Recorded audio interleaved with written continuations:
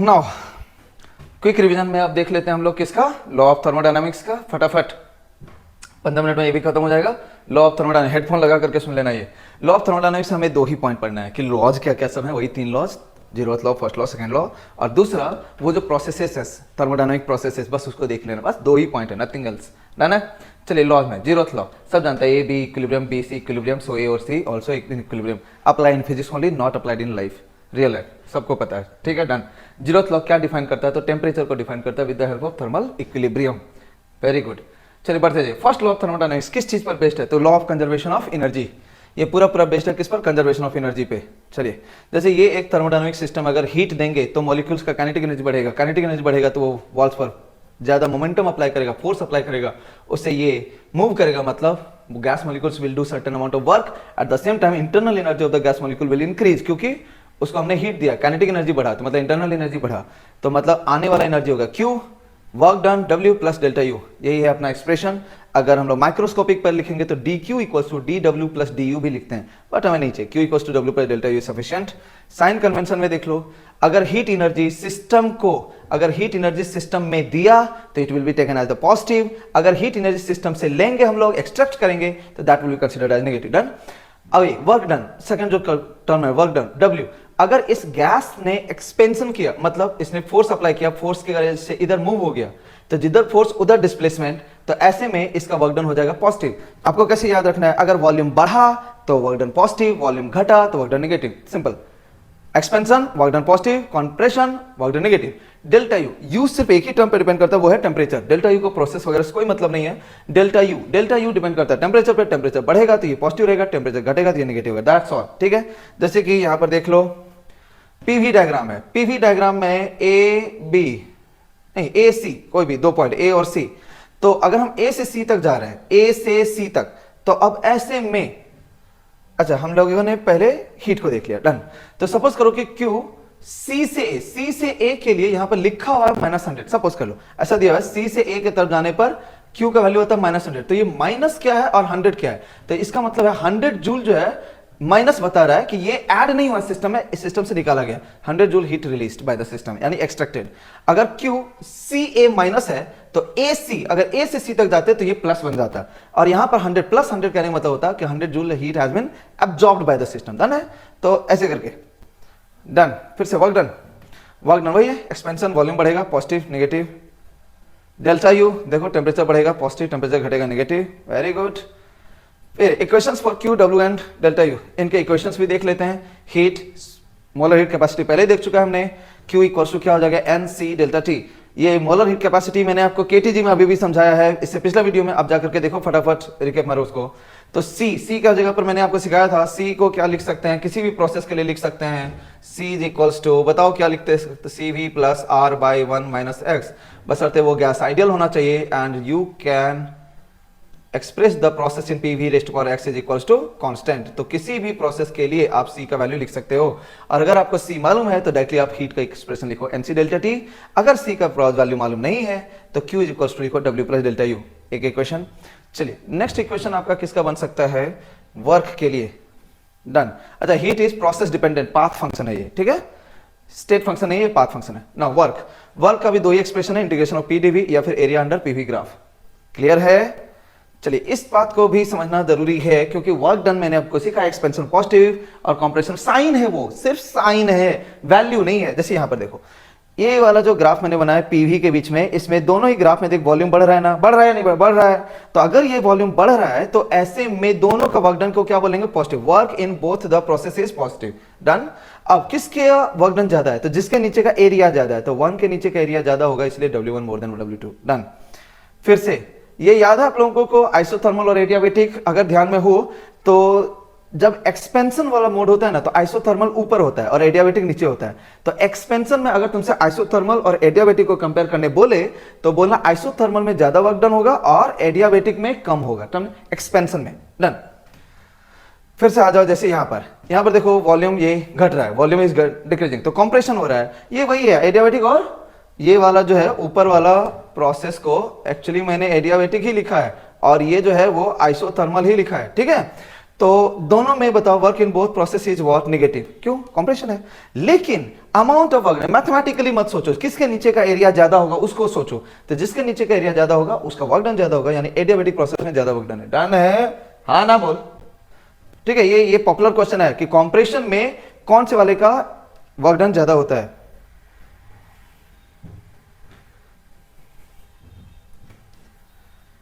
तो work is also process dependent. Okay, now delta U, तो delta U NCV delta T, इसको process से कोई मतलब नहीं है। U equal to NCV T होता था, delta U NCV delta T, CV का वैल्यू हमें पता है। नाउ फर्स्ट मूव करते हैं सेकंड लॉ ऑफ थर्मोडायनामिक्स।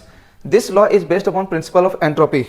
ठीक है, सेकंड लॉ जो है वो एंट्रोपी के साथ डील करता है, क्योंकि नेचुरली जितने भी प्रोसेसेस होते हैं नेचुरली इन यूनिवर्स, जिसमें हमें किसी भी तरह का फोर्स या इंटरफेरेंस नहीं करना है, तो अगर इंटरफेयर नहीं कर रहे हैं तो ऐसे हर प्रोसेस में entropy will increase, entropy always increases.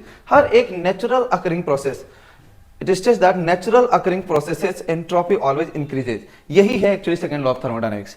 बात इतना ही है, लेकिन इसी बात को कहने का अलग अलग अंदाज है। ठीक है, तो सेकंड लॉ का काम क्या है कि फर्स्ट लॉ को रेस्ट्रिक्ट करना। ये भी कभी कोई पूछ लेता है सेकंड लॉ का पर्पस, तो एक्चुअली ये प्रोसेस को डिफाइन करता है, ये प्रोसेस पॉसिबल है या नहीं है, even though first law is valid.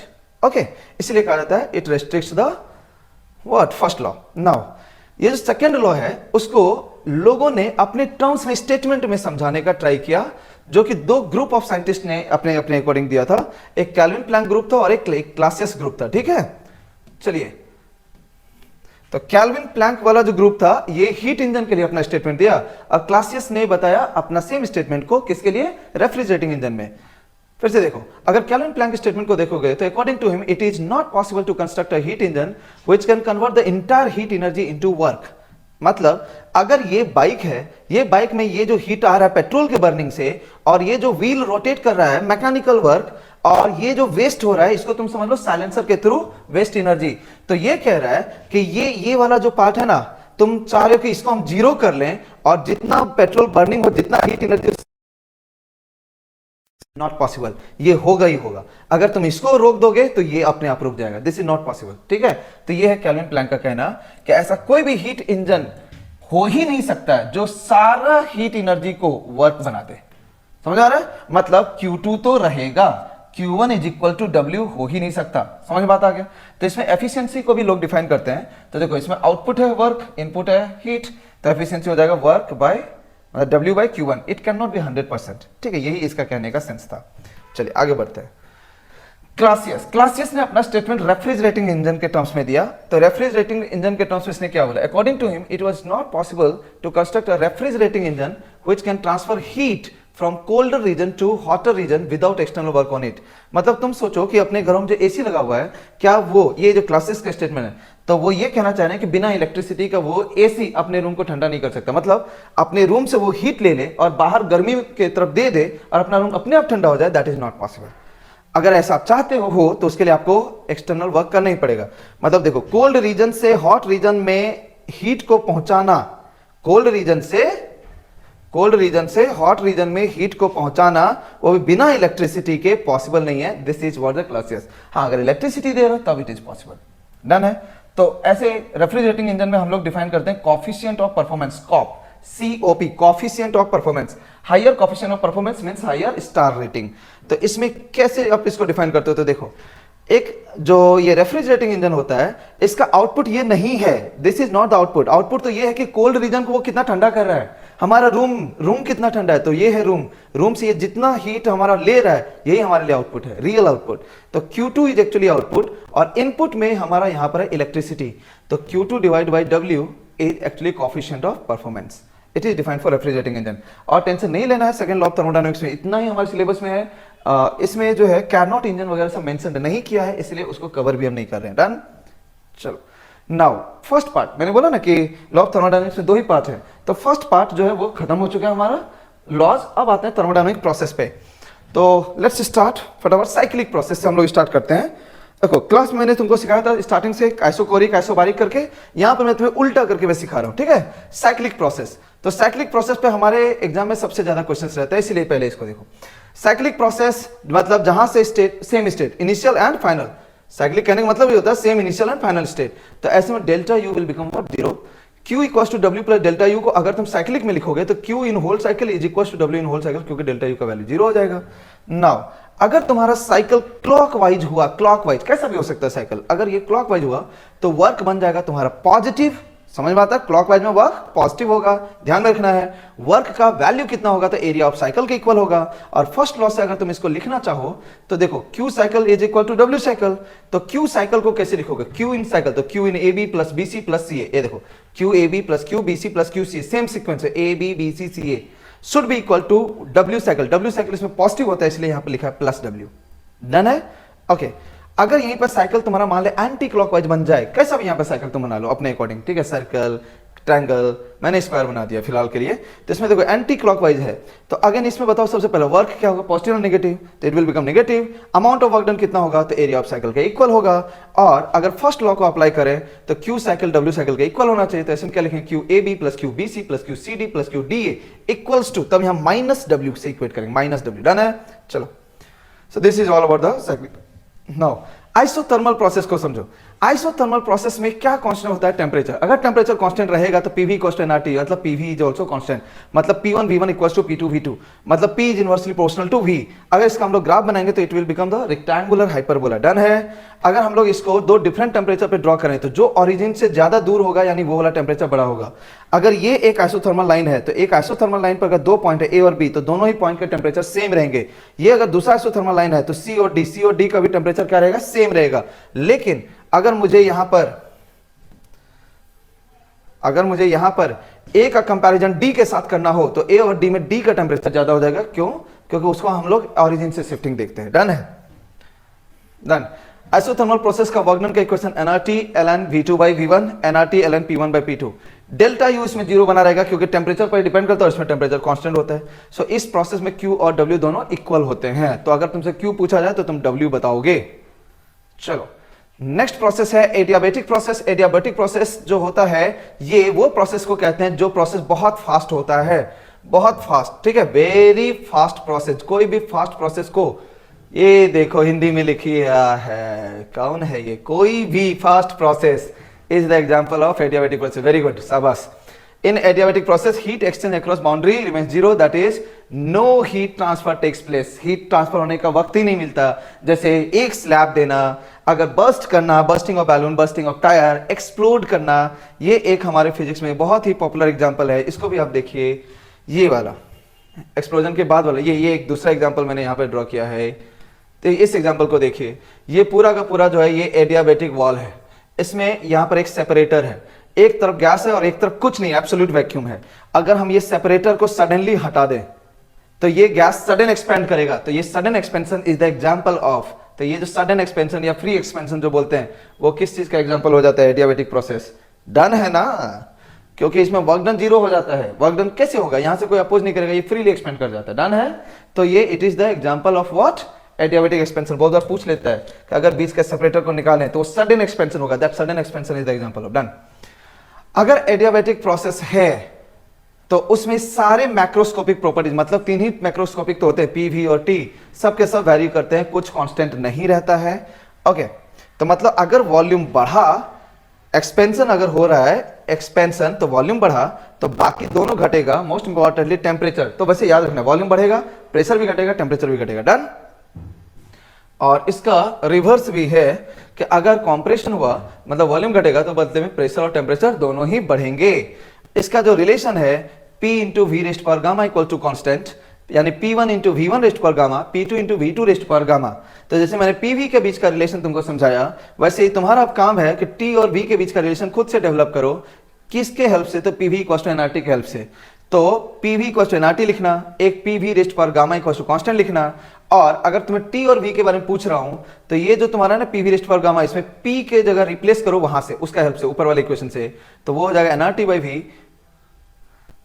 अरे